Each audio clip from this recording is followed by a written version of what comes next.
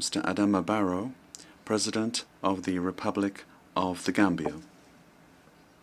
I request protocol to escort His Excellency and invite him to address the Assembly.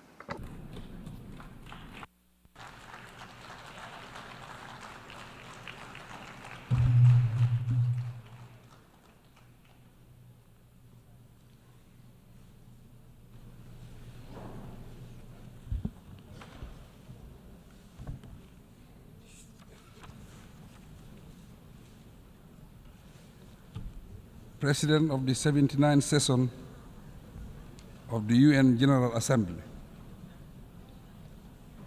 Secretary General, Mr. Antonio Guterres, Your Majesties and Excellencies, Heads of State and Government, Heads of Delegation, distinguished delegates, ladies and gentlemen, it is an honor for the Gambia to participate in the 79th session of the United Nations General Assembly and to engage in meaningful dialogue with global leaders and partners on the vision of shaping a more prosperous future for humankind.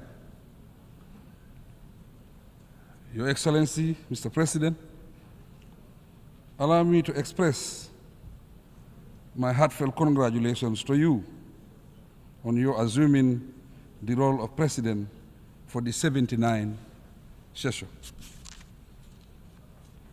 I similarly wish to register sincere gratitude to His Excellency Ambassador Denis Francis for his exemplary leadership and accomplishments during the 78th session. Mr. President, as we undertake to chart the future we envision,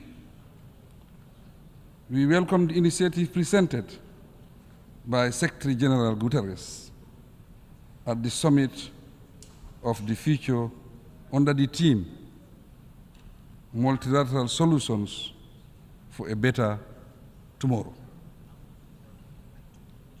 My delegation firmly believes that the path to a better tomorrow lies in multilateralism and closer international cooperation. Through our collective responsibility and inclusive participation, we can decisively confront and overcome our challenges and bottlenecks. The high-level summit of the future has determined that human actions are largely responsible for the challenges we face today. Therefore, it is within our power to ably address the disasters that continuously trouble our nations.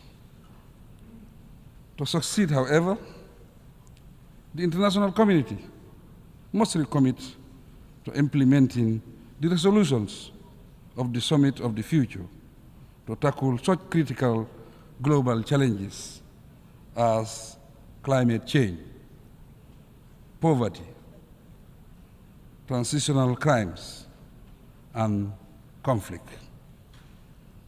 These incidents underscore the urgent need for comprehensive reforms within the United Nations system, particularly the UN Security Council and the international financial institutions.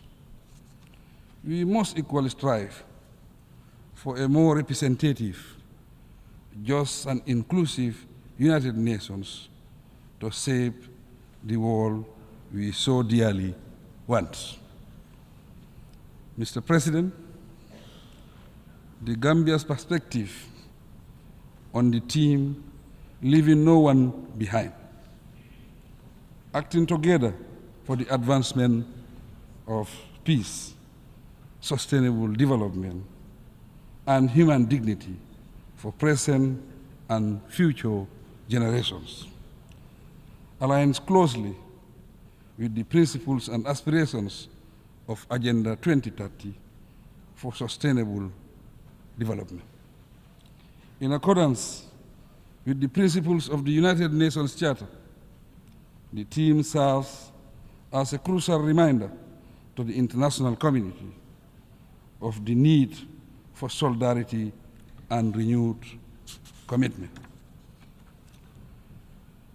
With specific reference to the Gambia, the framework of the Sustainable Development Goals, SDGs, is central to our national agenda. And we are committed to ensuring that our development efforts are both sustainable and impactful. Like many least developed countries, LDCs, the Gambia faces huge challenges that pose serious threats to our survival as a nation, hence requiring collective international efforts to resolve. Consequently, the global community needs to assist the least developed countries, especially to address the burden of inequality, build more robust economies, and create policy space for economic growth. To tackle the debt burden and internal state weaknesses, we need to increase investment in capacity building. Also, we must jointly endeavor to bridge the digital divide and support technology transfer to advance development.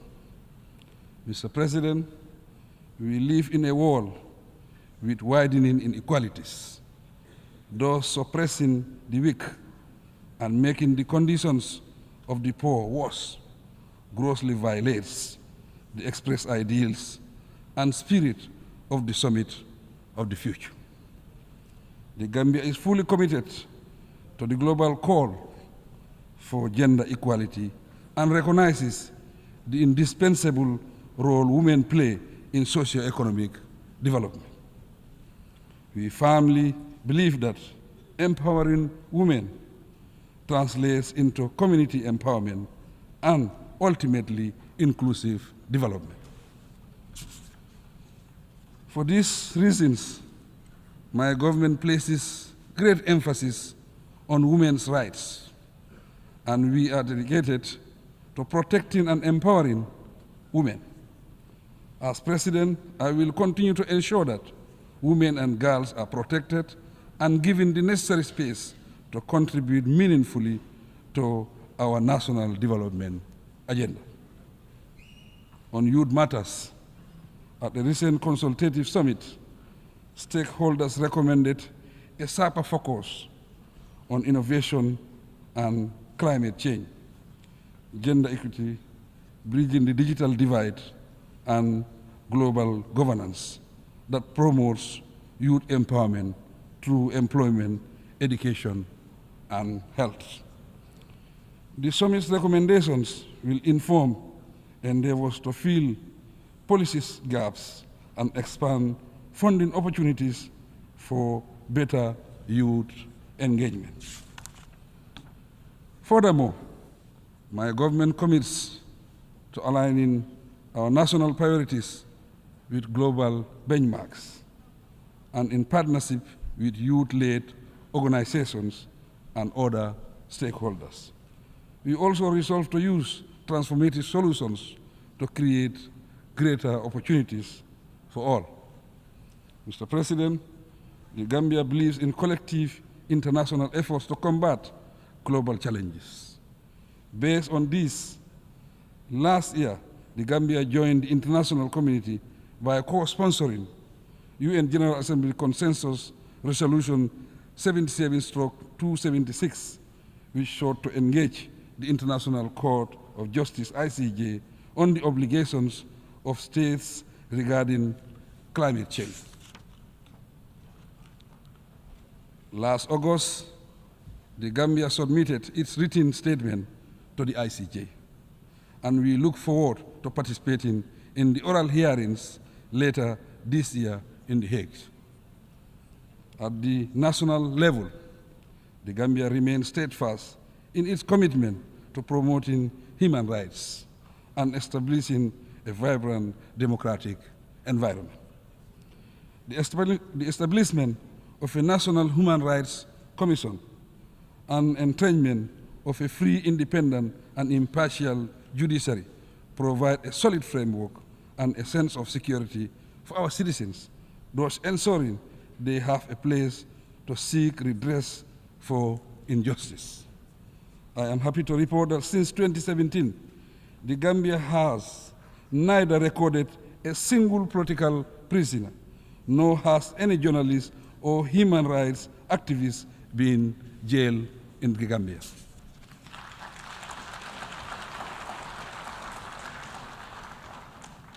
Proudly too, in August 2024, the Gambia was recognized as one of Africa's leading defenders of freedom of expression and ranked third in Article 19's Global Expression Report 2024.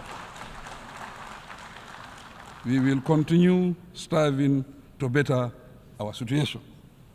Mr. President, as committed advocates of peace and security, respect for basic rights and freedoms, and the application of international law, we stand firmly against injustice, no matter where it occurs. No doubt, as a nation of peace, guided by democratic principles, we have learned valuable lessons to act upon and share. With the help of the international community, we are steadily taking steps to bring closure to the saga of the victims of dictatorship in our country. So far, we have successfully managed the transitional justice and reform processes. Moving forward, we count on your support in the next critical stages of ensuring justice, reconciliation, reparation where necessary. The Gambia will continue advocating preventive approaches to peace building to avert future conflicts. Once again, I take this opportunity to express our appreciation of all the support the UN Peacebuilding Commission has been extending to us. Mr. President, the ongoing conflicts in Palestine, Sudan, the Sahel, Ukraine and Russia, the Democratic Republic of Congo, Libya, and other conflict zones demand the international community's immediate intervention. We must explore all diplomatic means to restore lasting peace worldwide and free all innocent people, particularly women and children, from the calamities of war. We call on the international community to prioritize support for the post-conflict reconstruction of Gaza and the improvement of economic conditions in the West Bank, even though the situation in that region is extremely serious. The intense destruction of lives and property continues. The Israel occupation, expansion of settlements, blockade of Gaza, and restrictions in the West Bank, together with the threat of intensifying the war to a regional conflict, continue to worsen the ongoing tensions in the Middle East. Accordingly, I call on the United Nations, the international community, and the Organization of Islamic Cooperation, OIC member states, to join forces and urgently bring about permanent peace in Palestine.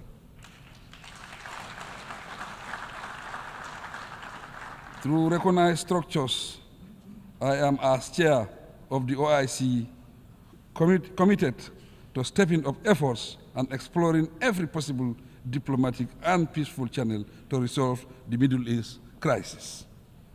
The OIC has been very active, and under my leadership will continue to promote and pursue peace in that region. Our common objective is to create a situation wherein Israel and Palestine coexist in peace and security under a two-state arrangement and within the recognized pre-1967 borders.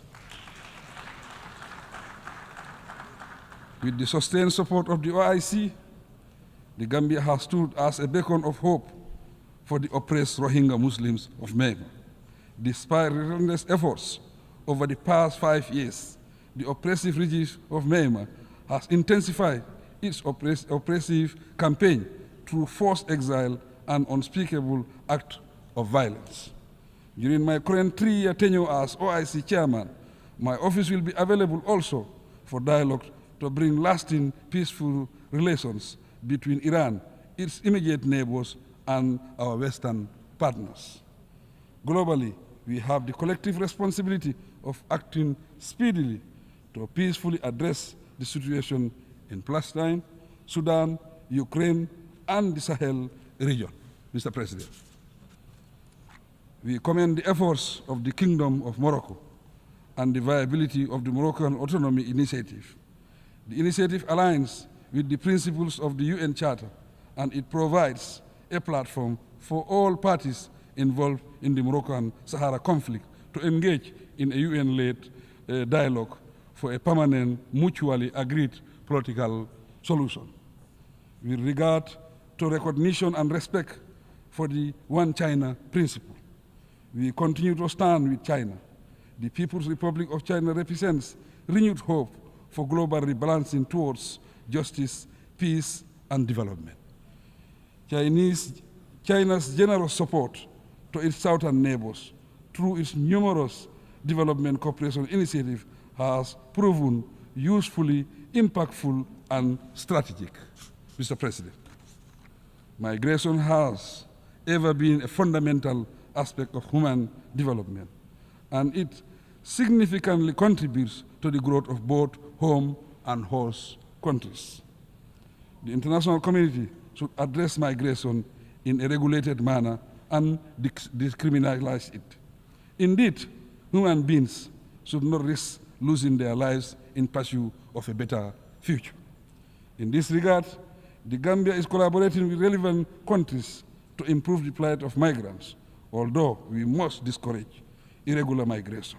We are duty-bound to respect the rights of migrants and ensure they are treated with dignity, Mr. President. We recognize that dictatorship, conflict, climate change, poverty, and lack of opportunities are part of the root causes of migration. Economic sanctions imposed on states also contribute to forced migration. The long-standing US embargo against Cuba is an example. My view is that these embargoes should give way to renewed good neighborliness and cooperative relations between the two nations. The international community should address inequality and compassion and fulfill the commitment to the official development assistance pledge made by donor countries. As regards the original countries of migrants, we must uphold the ideals and principles of democracy, good governance, and wise resource management approaches, Mr. President. In conclusion, the international community must prioritize diplomacy, dialogue, and mutual understanding as we confront challenges of global concern. I also urge the private sector to collaborate with our governments in taking concrete actions towards our common goals. Simple yet impactful steps, such as supporting local initiatives, promoting inclusive policies, and engaging in global partnerships, can make a significant difference in the world order. Despite the challenges we face, there is immense potential for positive change through collective endeavors. Let us embrace a message of hope, resilience, and optimism for the future. Together, we can create a world where peace, sustainable development, and human dignity are not mere dreams, but a reality for all. I thank you for your kind attention.